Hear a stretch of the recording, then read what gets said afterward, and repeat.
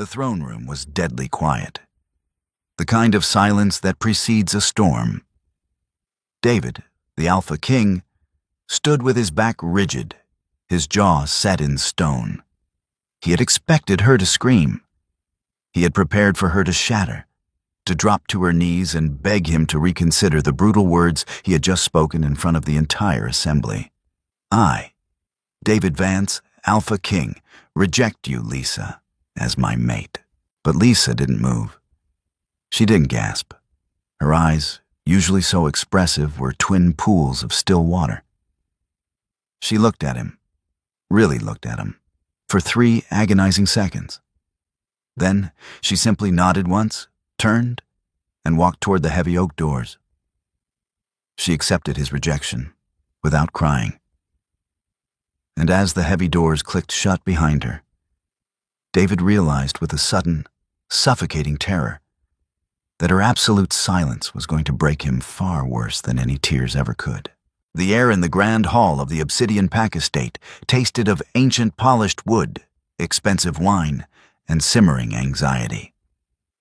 Tonight was the Winter Solstice Gala, a mandatory display of wealth, power, and unity. For David Vance, the newly crowned Alpha King of the Unified Territories, it was a test. He wore his tailored charcoal suit like armor. Every smile he offered to the visiting alphas, every nod of acknowledgement to the murmuring elders, felt like a calculated chess move. He was 28, brilliant, ruthlessly efficient, and currently profoundly irritated. His inner circle stood nearby, nursing crystal tumblers of scotch. Marcus, his beta and oldest friend, watched David's rigid posture.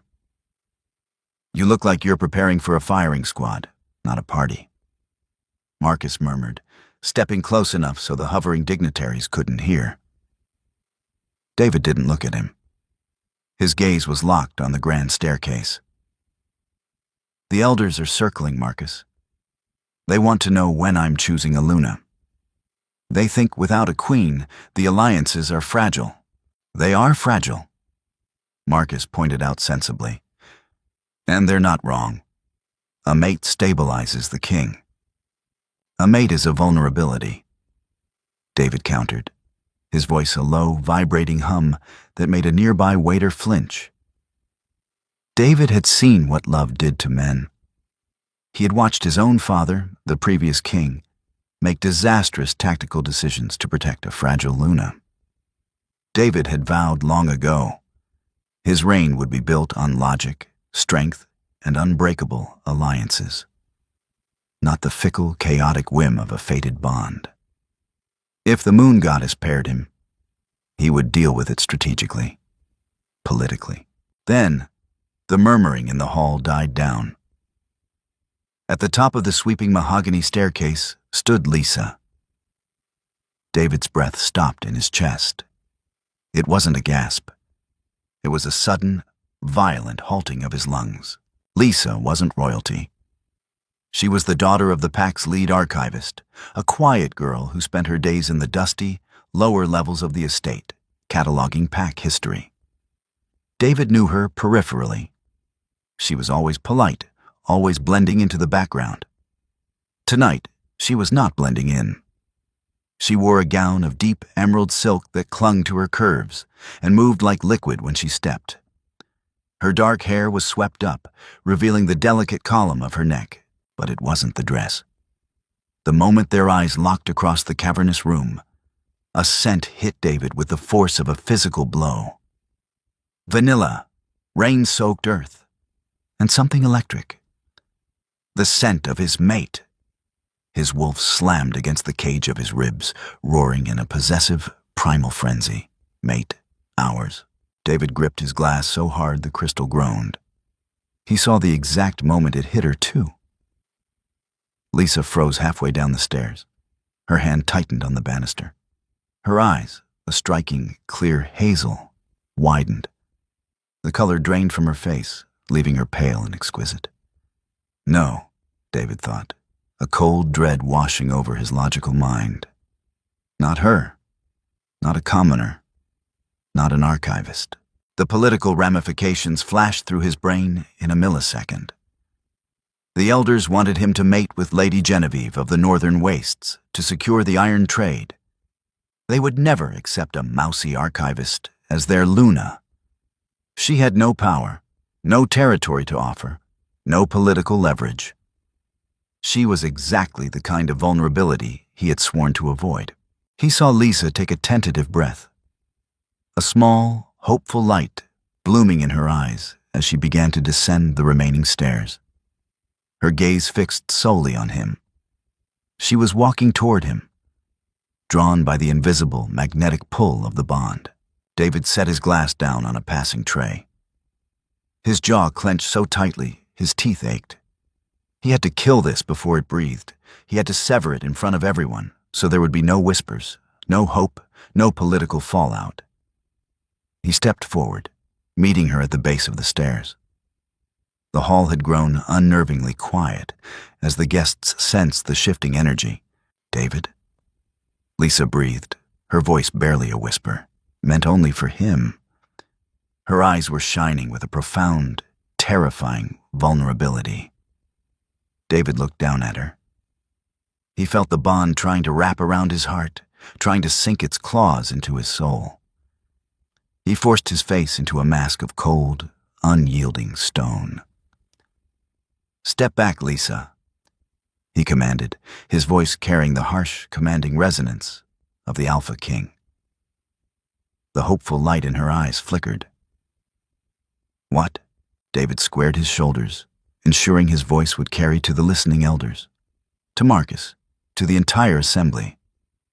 He would crush his own heart to protect his kingdom.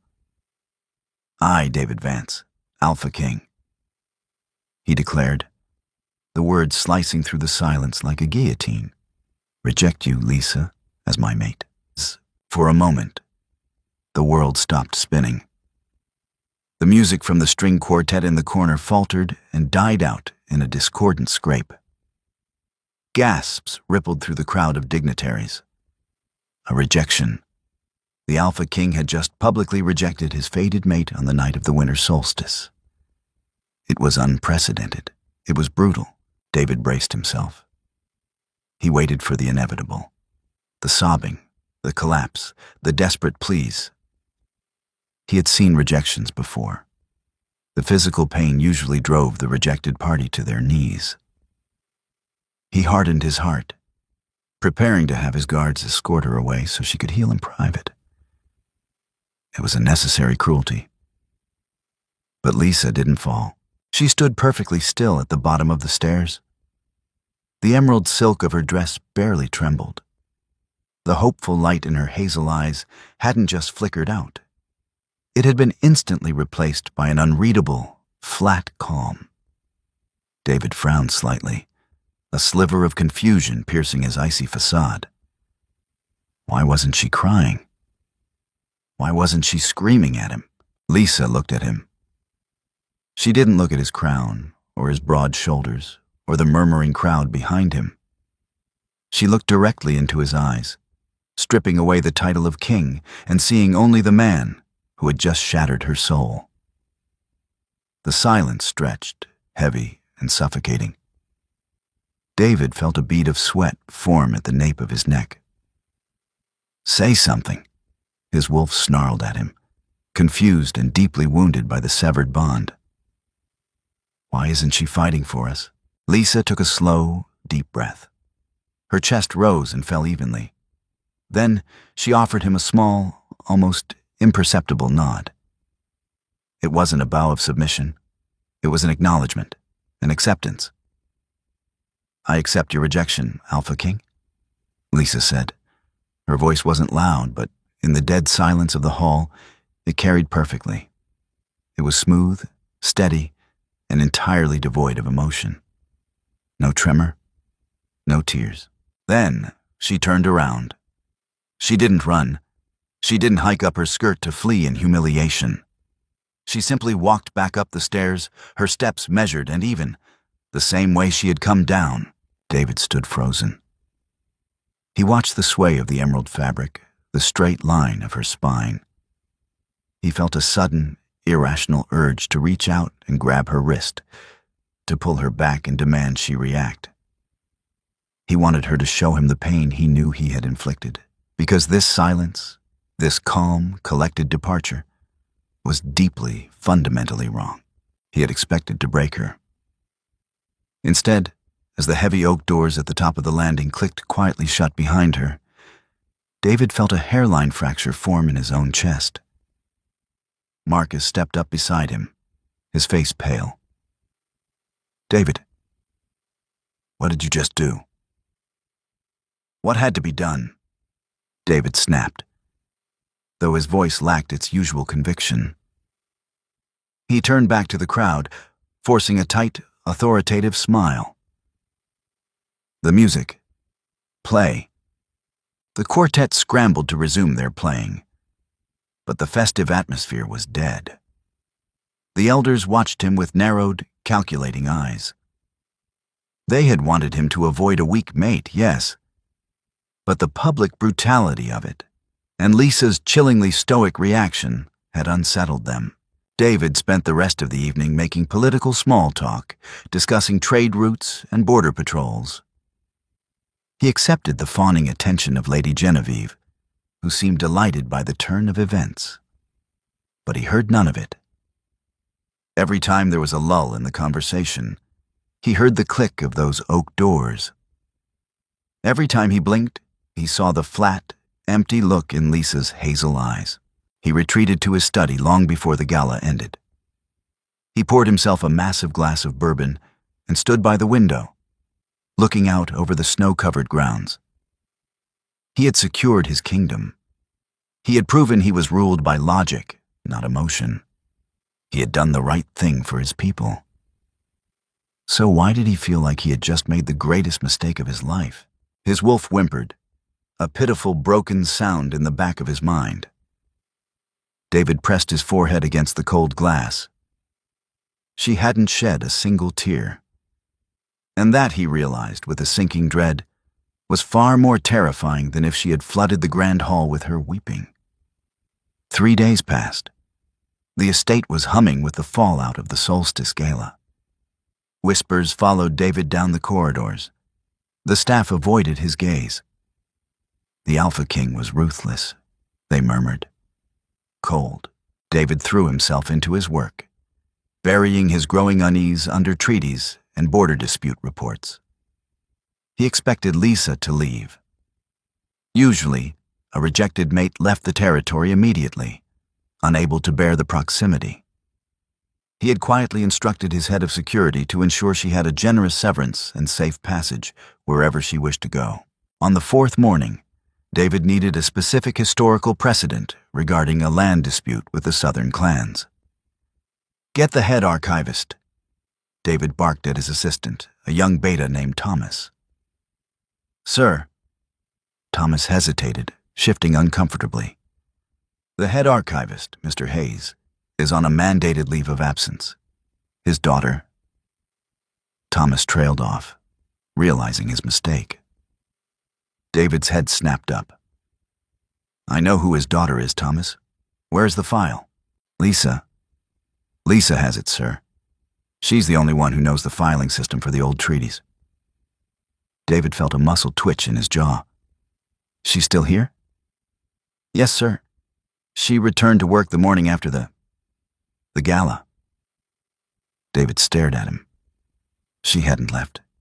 She hadn't locked herself in a room to mourn. She had gone back to work. "Bring her here, with the file." 10 minutes later, a soft knock sounded at his heavy oak door. "Enter," David said, his voice tighter than he intended.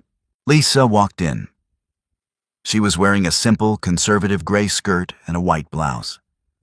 Her hair was pulled back into a severe bun, and a pair of reading glasses perched on her nose. She looked like a ghost of the woman in the emerald dress. She walked to his desk, her eyes fixed on the manila folder in her hands. She set it down precisely in the center of his blotter. The Treaty of 1842 regarding the southern border lines, Alpha King, Lisa said. Her voice was the same as it had been on the stairs. polite, steady, and utterly empty. "You didn't leave," David said. The words slipped out before he could stop them. Lisa finally looked up. Her hazel eyes met his. There was no pain, no anger, no longing, just a blank, professional courtesy. "My father's health is failing, Alpha King. His pension depends on his tenure here. As his assistant, I am fulfilling his duties until he recovers. I am needed in the archives." David felt a strange, cold panic rising in his chest. "You are near me. The proximity, the severed bond, it should be causing you pain." It was causing him pain. A dull, constant ache behind his ribs that he was drinking too much scotch to ignore. "I am managing, Alpha," Lisa replied smoothly. "Is there anything else you require regarding the treaty?" She was treating him like a boss, like a stranger. "Lisa," David said, his voice dropping an octave, slipping into an Alpha command without meaning to. He wanted a reaction. He wanted her to flinch, to yell, to show him something to prove she was still human. "Look at me." She looked at him, unblinking, serene. "I am looking at you, Alpha King." David's hands curled into fists on his desk. He was a master tactician, a king who read people for a living. But looking at Lisa was like looking at a blank wall. He couldn't find a single crack in her armor. "You may go," he gritted out. "Thank you, Alpha King." She turned and left the room, her sensible heels clicking softly on the hardwood floor. David stared at the closed door, long after she was gone. He opened the file she had brought. On the top page, written in the margins in neat, precise handwriting, were notes summarizing the exact points he needed for his meeting. She had anticipated his needs perfectly. She was efficient. She was brilliant. She was the mate he had thrown away because he thought she was weak. He leaned back in his leather chair, the silence of the room pressing in on him. She accepted his rejection without crying. She had absorbed the blow, internalized it, and walled herself off so completely that he couldn't reach her. He had wanted to sever the bond to maintain his control. But as he sat there, staring at her handwriting, the Alpha King realized that by not reacting, by offering him nothing but silence, Lisa had taken all the control for herself, and it was driving him absolutely insane. A week after the gala, the winter settled over the Obsidian Pack estate with a bitter, unforgiving freeze.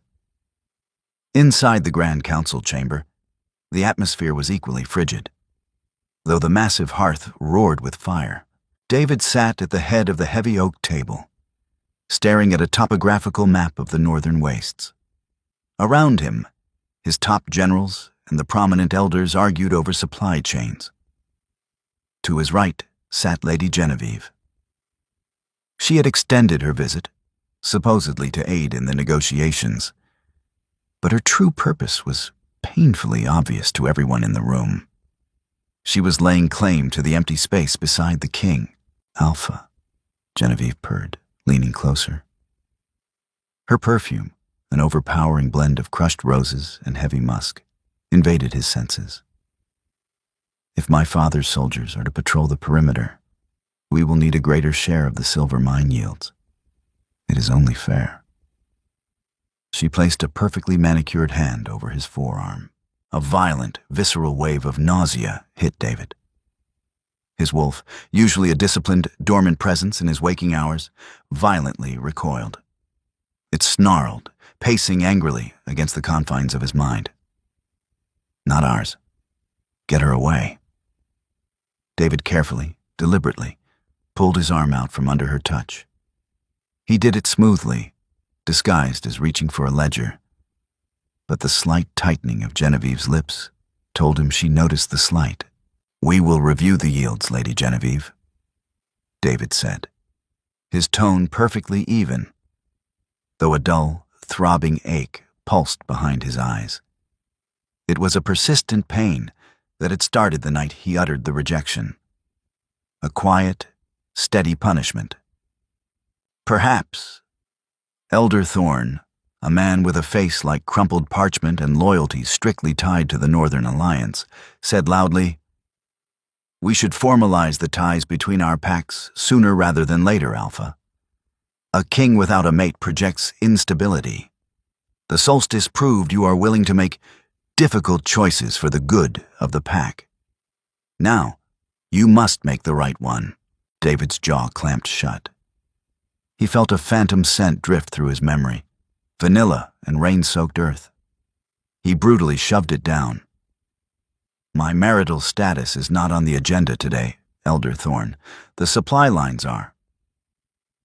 He abruptly stood up, the legs of his chair scraping harshly against the stone floor. "We are at an impasse. We will reconvene at dawn. I need to consult the historical precedent on the Northern Silver Treaties." Before anyone could protest, David swept out of the room. He didn't wait for Marcus. He just needed to breathe air that didn't smell like roses and political maneuvering. Without consciously deciding to do so, his boots carried him down the winding stone staircases, deep into the belly of the estate.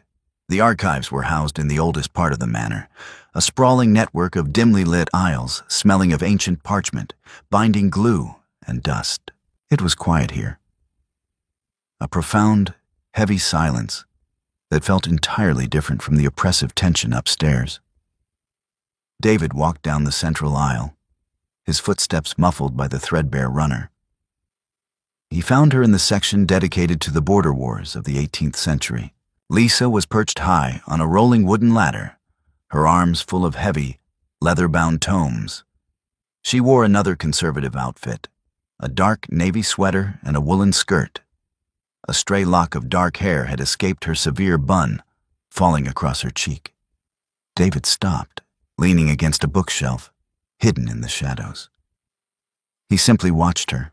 Usually, the proximity of a rejected mate caused physical agony. The severed bond was an open wound that refused to clot. David felt the ache in his chest sharpen, a phantom hand squeezing his lungs. But he welcomed the pain. It was real. It was tangible. He watched as Lisa stretched to slide a book onto the top shelf.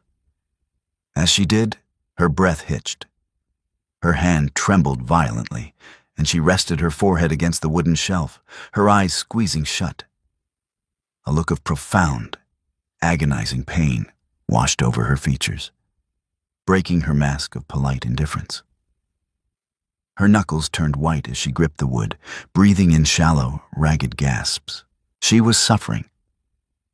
The rejection was killing her from the inside out. But she was hiding it with terrifying discipline. David felt a brutal twist of guilt. He stepped out of the shadows. "Lisa." Her eyes flew open. The vulnerability vanished so quickly, it was as if a vault door had slammed shut. She straightened her spine, smoothing her skirt as she looked down at him. "Alpha King," she said, her voice a cool, flat stream of water. "I did not hear you approach." "The Northern Silver Treaties," David said, his voice raspy. He hated how defensive he sounded. "I need the records from the reign of Alpha Corvin." Lisa didn't say a word. She descended the ladder, her movements slow and deliberate, as if she were carefully managing every muscle to prevent a tremor. She walked past him, keeping exactly 3 feet of distance between them, the precise circumference required to avoid brushing against his aura. She pulled a thick file from a lower cabinet and turned to hand it to him. David reached for it. As he gripped the cardboard, his knuckles brushed against her fingers. A spark like a crack of static electricity snapped between them. Lisa flinched violently, ripping her hand back as if she had been burned. A tiny, involuntary gasp escaped her lips, and for a fraction of a second, her hazel eyes met his, swimming with raw, unfiltered agony. "I apologize," she whispered hastily, taking a step backward, wrapping her arms around her own waist. David stared at his hand. His skin tingled where they had touched, a desperate warmth fighting against the cold reality of his decree. "You're in pain," he said softly, the kingly facade dropping for a single moment. Lisa raised her chin.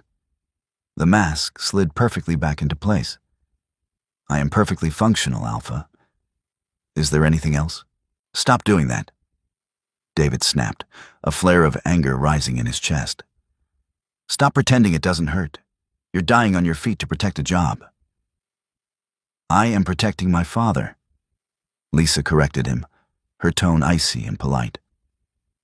"And I am respecting the decree of my king." "You severed the bond, Alpha. You do not get to demand access to my feelings now." She turned her back on him and walked back toward the ladder, her spine perfectly straight, leaving David standing alone in the dusty aisle, holding a file he no longer cared about, utterly defeated by her unbreakable composure. Sleep had become a foreign concept to David. Every time he closed his eyes, he saw Lisa gripping the bookshelf, enduring the phantom agony of his rejection in absolute silence. It was a torture of his own making. He had wanted a mate who wasn't a vulnerability. Instead, he had created an adversary whose greatest weapon was her profound apathy toward him. It was 3 a.m. The estate was cloaked in heavy, suffocating silence. David sat in his private study, a crystal glass of untouched bourbon sweating on his desk. He was staring at the file Lisa had handed him earlier that day. He flipped it open, intending to review the silver treaties before the council reconvened at dawn. As he read, his brow furrowed. The file was meticulously organized. But it wasn't just the historical records of the treaties. Inserted between the original parchments were pages of fresh, crisp paper, covered in Lisa's precise, elegant handwriting. They were analytical notes, cross-references. David leaned forward, his analytical mind engaging as he read her work. Lisa hadn't just been filing. She had been tracing a historical loophole. According to her meticulous diagrams, a land dispute settled 3 generations ago had a clause regarding subterranean mineral rights. A clause that Lady Genevieve's family, the current stewards of the northern wastes, had been quietly exploiting for decades. Lisa had mapped out the exact tonnage of silver that the Northern Pack had funneled away from the unified treasury. It was staggering. It bordered on treason. And Lady Genevieve was sitting upstairs, demanding more. David's heart pounded, a strange mix of fury at the betrayal and profound awe at the discovery. This was why Lisa was working so relentlessly. She wasn't just maintaining a pension. She was quietly safeguarding the financial stability of his entire kingdom from a dusty basement. She possessed a strategic intellect that rivaled his top generals. He closed the file.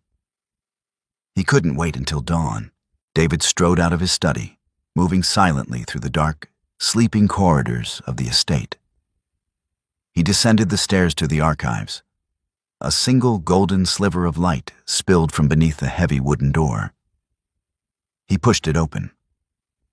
The main desk in the center of the room was piled high with ledgers.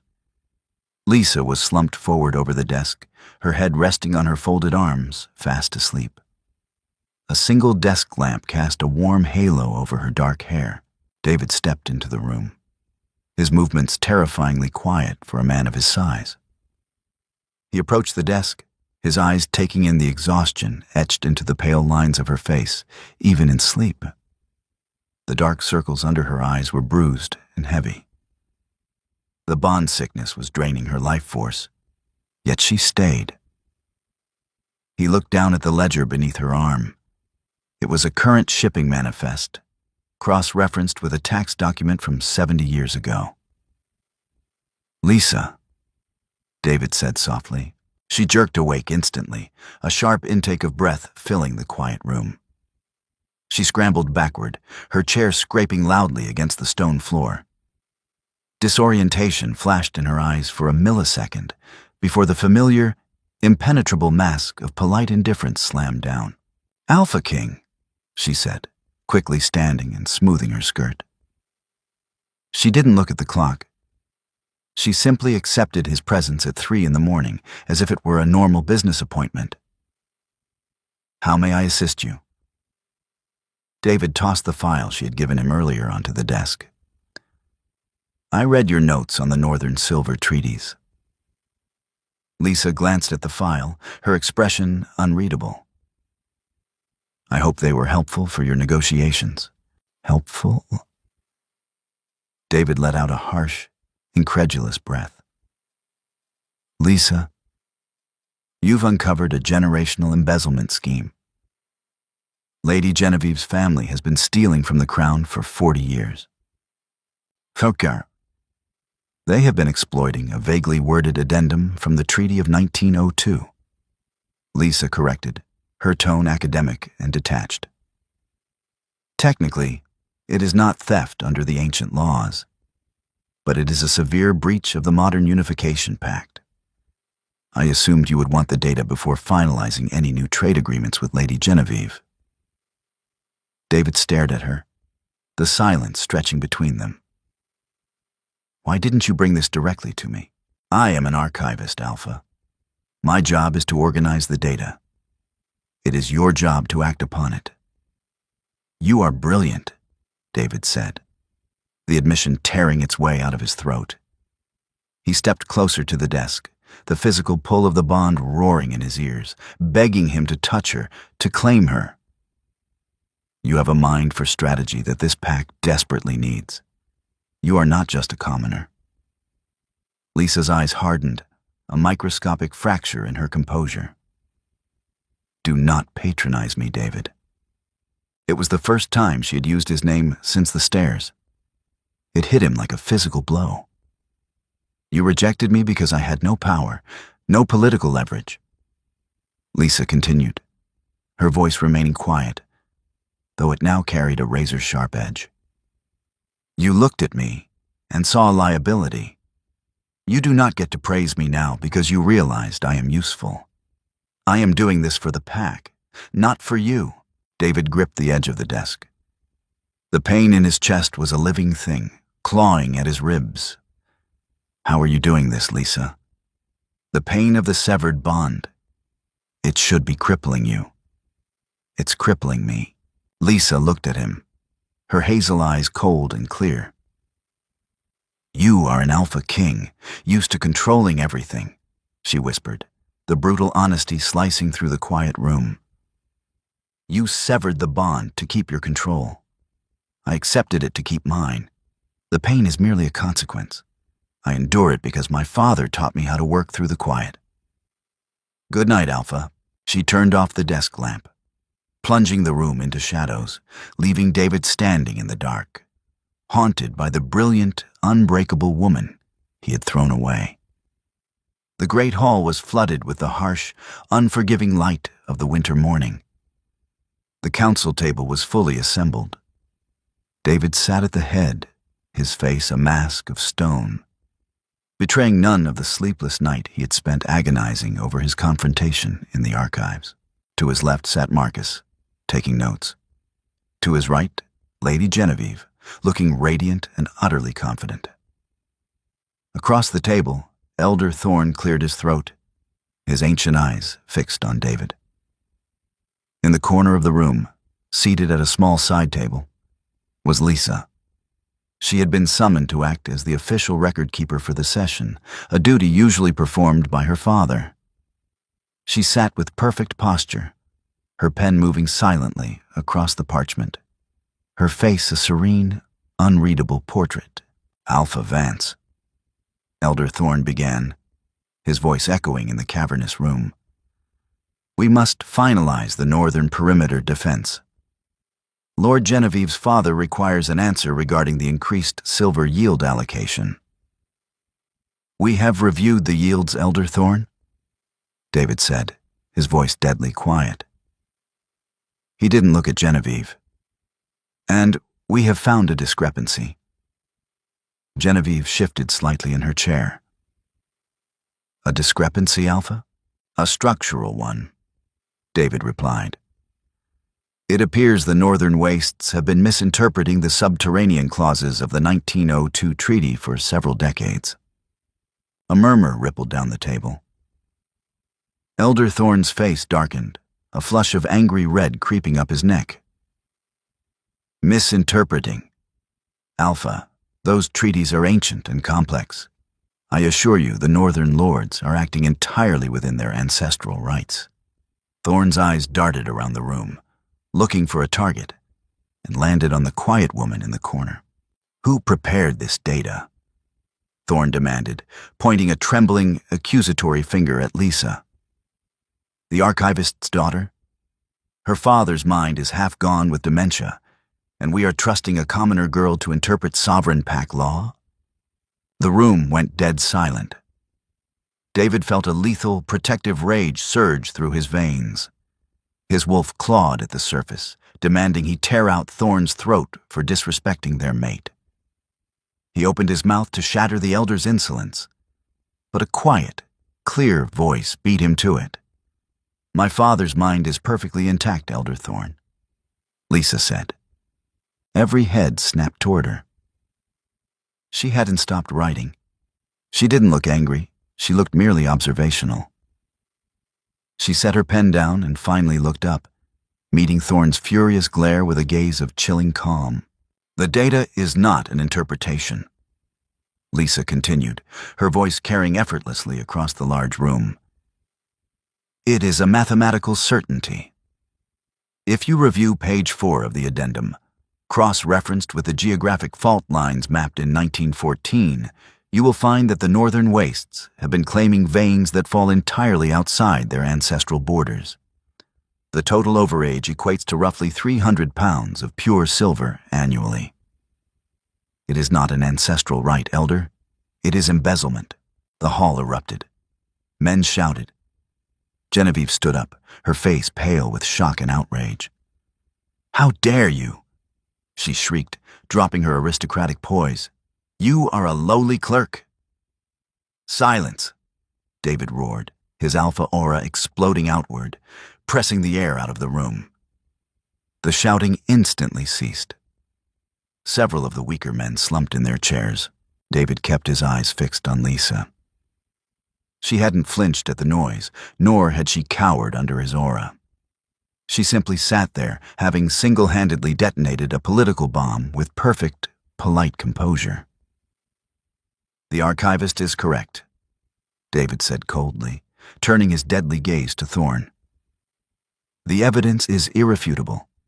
There will be no increased yield. In fact, we will be discussing reparations for the stolen resources immediately. Thorne sputtered, opening his mouth to argue, but the look in David's eyes promised violence. The elder sank back into his chair, defeated. David felt a surge of dark, vindictive triumph. He looked back to the corner, wanting to share the victory with her, wanting to see a spark of pride in her eyes. Instead, he saw the color rapidly draining from Lisa's face. The adrenaline of the confrontation was fading, and the brutal reality of the severed bond was rushing back in to fill the void. The proximity to David, combined with the extreme stress, was finally too much for her fragile, disciplined system. Lisa stood up from her small table, swaying dangerously. She placed a hand on the edge of the wood to steady herself, her knuckles stark white. Her breathing became shallow and rapid. Lisa, David said, his kingly facade instantly cracking. She took a step toward the door, but her knees buckled. David didn't think. He didn't care about the elders or Genevieve or his own decree. He vaulted over the corner of the heavy oak table, his boots hitting the stone floor with a loud crack, and sprinted toward her. He caught her just before she hit the ground, his arms wrapped tightly around her waist, pulling her flush against his chest. For a singular, blinding second, the physical contact sent a rush of pure, euphoric warmth through David's body. His wolf howled in relief. The pain in his chest vanished, replaced by the intoxicating scent of vanilla and rain. But the reaction from Lisa was violently different. Being touched by the mate who had officially rejected her was a toxic shock to her system. She gasped, a sound of pure, unadulterated agony tearing from her throat. Her eyes snapped open, wide and filled with terror. She shoved her hands against his chest with surprising, desperate strength. "Don't," she choked out, her voice raw and ragged, entirely stripped of its polite veneer. "Do not touch me, Alpha." She scrambled out of his arms, stumbling backward, looking at him not with anger, but with absolute, physical revulsion. David stood frozen, his hands empty, the euphoric warmth instantly replaced by a cold, devastating horror. In front of the entire council, the woman he had rejected was now physically repulsed by him. And as she turned and fled the great hall, her silence finally broken by the ragged sound of her breathing, David realized he hadn't just broken their bond. He had made himself a poison to her very soul. The heavy oak doors of the infirmary slammed shut, the sound echoing down the empty stone corridor like a gunshot. Inside, the air was thick with the sterile scent of rubbing alcohol, crushed wolfsbane, and the sharp, metallic tang of fear. David paced the length of the small observation room like a caged predator. His charcoal suit jacket had been discarded hours ago, his tie ripped from his throat. His knuckles were bruised, the skin split from where he had punched the stone wall of the great hall after Lisa had fled from his touch. Through the thick glass window, he could see her. She lay on a narrow cot, her skin holding the terrifying translucence of spun glass. Her chest barely rose with each shallow, ragged breath. A heart monitor beeped beside her, the rhythm dangerously slow and erratic. Martha, the pack's ancient head healer, emerged from the sterilized room, pulling off a pair of latex gloves. Her face, mapped with a century of deep wrinkles, was set in a grim, unforgiving line. She did not bow to her king. "Tell me," David demanded, his voice a gravelly, desperate rasp. He stepped into her space, his alpha aura flaring uncontrollably, rattling the glass beakers on the nearby counters. Martha simply stared him down, entirely unbothered by his display of dominance. "Pull your power back, boy," she snapped, pointing a gnarled finger at his chest. "Your aura is exactly what is killing her." David froze. The breath hitched in his throat, and he forced the suffocating weight of his power back into his core. "What are you talking about? The severed bond is causing bond sickness. I know the texts. It causes pain, lethargy. Not this." He gestured wildly toward the glass. "When I touched her, she looked at me like I was a monster, like I was burning her alive." "You did burn her," Martha stated coldly. She walked over to a stainless steel basin and began washing her hands. Bond sickness is a mutual fading when a mate is rejected. It is a slow withering. But what you did on the stairs at the Solstice Gala was not a standard rejection, David. You used the full weight of your Alpha King command to sever the tie. David felt a cold sweat break out at the nape of his neck. She accepted it. She didn't fight me? Exactly. Martha turned to face him, wiping her hands on a towel. She didn't fight. She internalized your absolute command with zero resistance. She took your order to unmate her into the very core of her wolf. And because you are the reigning alpha, her system obeyed. Completely. So completely, in fact, that her immune system now registers you as a lethal, foreign pathogen. The words hit David with the force of a physical blow. His knees threatened to buckle. He reached out, gripping the edge of the counter to steady himself. A pathogen? To her wolf, your scent, your touch, your very presence is a biological attack. Martha explained, her voice softening just a fraction as she saw the absolute devastation rip through the king. When you caught her in the Great Hall, her body went into toxic shock. You didn't just break her heart, David. You inverted her instincts. The man who was fated to be her safest harbor is now the most dangerous entity to her survival. David turned slowly to look through the glass again. Lisa's dark hair was plastered to her forehead with fever sweat. The woman who had quietly mapped the financial salvation of his kingdom from a dusty basement was dying, and he was the poison in her veins. How do I fix it? David whispered, the absolute vulnerability in his voice startling even himself. He wasn't a king negotiating a treaty. He was a terrified man begging for a miracle. I'll revoke the rejection. I'll announce her as Luna tonight. I'll do whatever it takes. Martha sighed, a heavy, sorrowful sound. You can't just take it back, Alpha. An Alpha's command, once accepted so deeply, cannot be unsaid with a simple change of mind. If you approach her now, if you try to force a mating mark or even hold her hand, the shock will stop her heart instantly.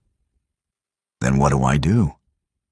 David roared, the agony finally breaking through his stoic facade.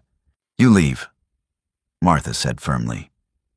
You stay away from her so she can stabilize, and you pray to the moon goddess that her spirit is strong enough to survive the night. David stared at the healer, his chest heaving. The thought of walking away, of leaving her alone in that sterile room when all he wanted was to shield her, tore at his sanity. But as he looked at the erratic line on the heart monitor, he knew Martha was right. His presence was killing her. He turned on his heel and walked out of the infirmary, the silence of the corridor suffocating him. He had wanted a reign built on logic and unbreakable alliances. He had wanted to avoid vulnerability. But as he marched toward the council chambers, a lethal, icy calm settled over him. He was broken, yes, but he was still the king, and it was time to purge the rot from his kingdom. 20 minutes later, David kicked open the heavy oak doors of the council room. Lady Genevieve and Elder Thorne were mid-argument, but the sheer, oppressive violence radiating from David silenced the room instantly. Genevieve looked up, a haughty smile touching her lips. Alpha, we were just discussing the unfortunate incident with the archivist. I assure you, my father will be lenient regarding her slander, provided we secure the new silver yields. David walked slowly around the massive table. He didn't sit. He stopped directly behind Genevieve's chair, leaning down so his mouth was inches from her ear. He smelled the cloying scent of crushed roses, and it made him physically sick. Your father, David said, his voice a terrifying, vibrating purr that made the crystal glasses on the table rattle, will receive nothing. In fact, effective immediately, the northern wastes are stripped of their stewardship over the silver mines. Genevieve gasped, spinning in her chair to stare at him. You cannot do that. It is a breach of the Unification Pact. My father will march his armies on this estate. Let him march, David replied, his hazel eyes completely devoid of warmth. I will meet him at the border, and I will personally dismantle his pack piece by a piece. The embezzlement ends today. The northern wastes will pay back every ounce of silver stolen over the last 40 years, or I will consider it an act of treason and wipe your bloodline from the map. Do you understand me, Genevieve? Elder Thorne sputtered, standing up. Alpha, this is madness. You are inviting war over the scribblings of a dying commoner. David's head snapped toward Thorne. That commoner, David snarled, his fangs dropping in a display of pure, unbridled primal rage, is the only reason you have a kingdom left to squabble over. You will refer to her with the respect she has earned, Elder, or I will remove your tongue. Thorne collapsed back into his chair, pale and trembling. Genevieve stared at David, finally realizing the terrible miscalculation she had made. The king wasn't looking for a political alliance anymore. He was a man with nothing left to lose. "Pack your bags, Genevieve," David ordered, turning his back on her. "You have 1 hour to vacate my territory. If I smell roses on my estate by nightfall, I will hunt you down myself." 2 days passed in agonizing slow motion. The Obsidian estate was transformed into a military fortress. Lady Genevieve had fled, and true to her word, her father, Lord Blackwood, had declared the Unification Pact broken. Word reached the estate that the northern armies were massing at the border, preparing to lay siege to the Central Territories. The council room was a chaotic mess of maps, troop deployments, and shouting generals. David stood at the head of the table, his eyes bloodshot, his jaw covered in a dark layer of stubble. He hadn't slept, he hadn't eaten. Every fiber of his being was stretched to the snapping point, divided between the impending war and the silent, agonizing wait for news from the infirmary. Marcus slammed a fist down on the map. "They outnumber us on the eastern ridge, David.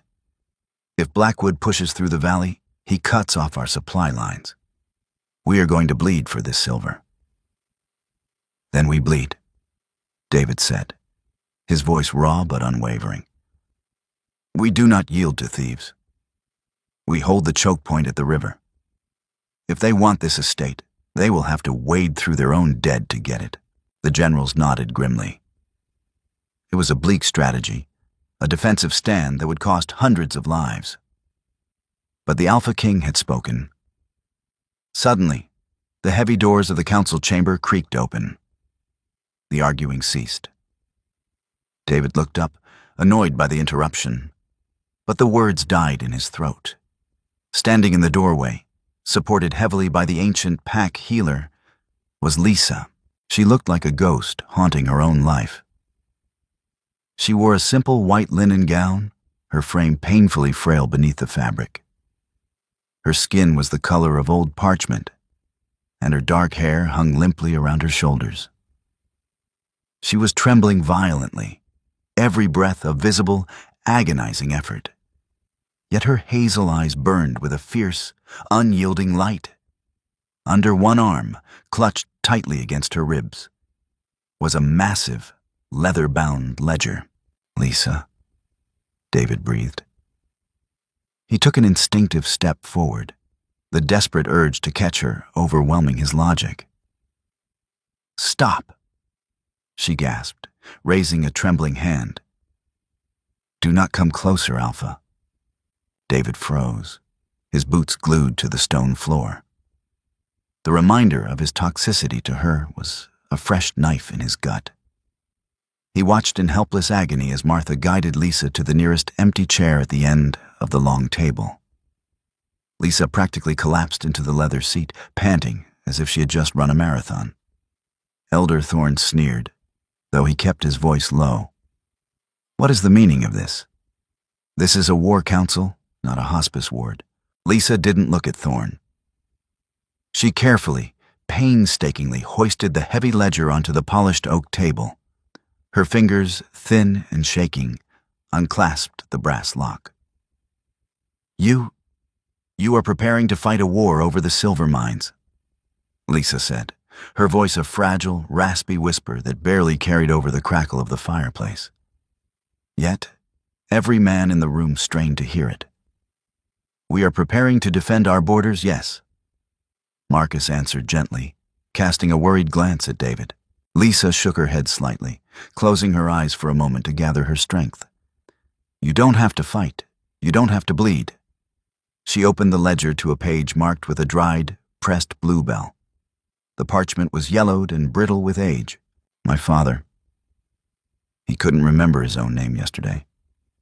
Lisa murmured, a single, solitary tear finally escaping her stoic facade, tracing a wet path down her pale cheek.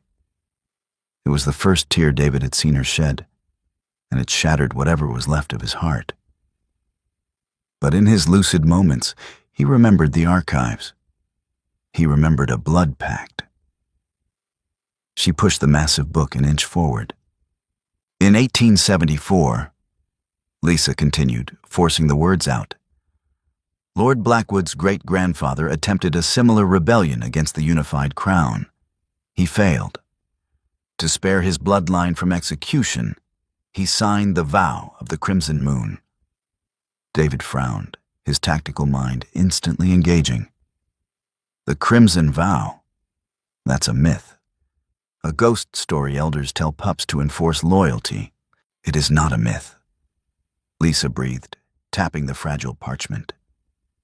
It is legally binding, sealed with alpha blood.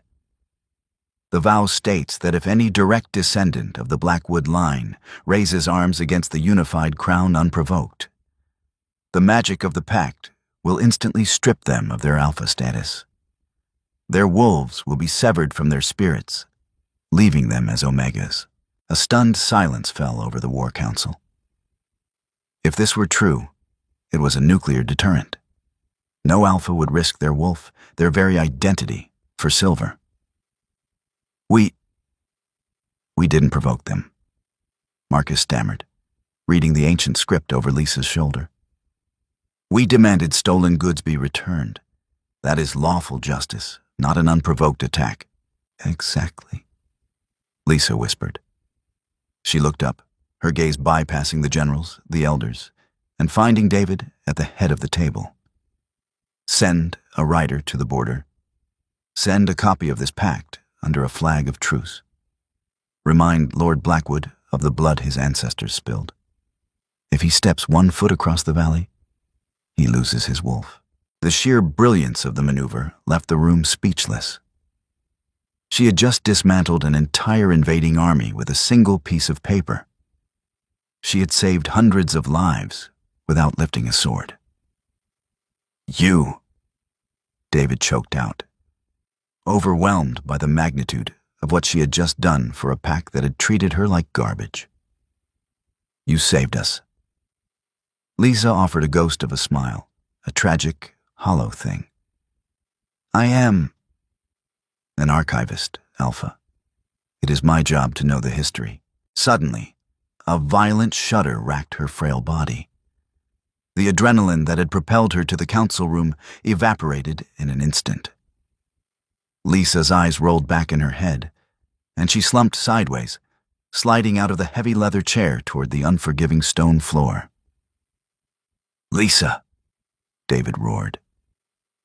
He didn't care about the pathogen. He didn't care about the rules. He sprinted the length of the table, diving to catch her before she hit the ground. The moment his hands clamped onto her shoulders, a horrific, agonized scream tore from Lisa's throat. Her body seized violently against him, her back arching as if she had been struck by lightning. The bond sickness, exacerbated by his direct physical touch, was triggering a massive, final biological failure. Martha! David screamed, pulling Lisa against his chest, terrified by the heat radiating from her skin. Martha, do something! The old healer rushed forward, her face pale with genuine terror. I told you not to touch her. You're killing her, David. Let her go. But David couldn't.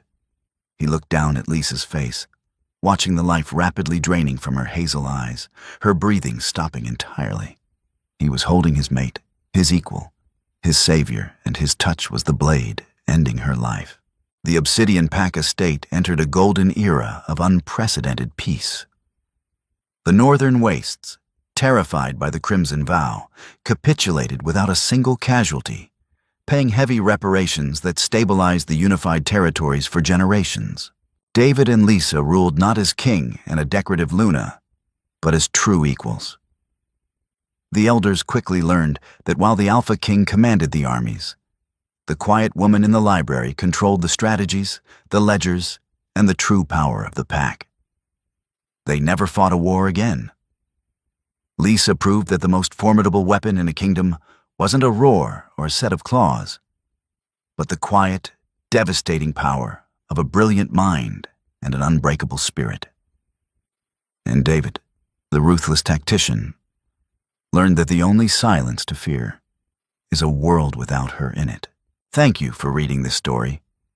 If you enjoyed the emotional journey, the intense drama, and Lisa's quiet resilience, please consider leaving a like, sharing it with a fellow fiction lover, and subscribing for more immersive cinematic stories.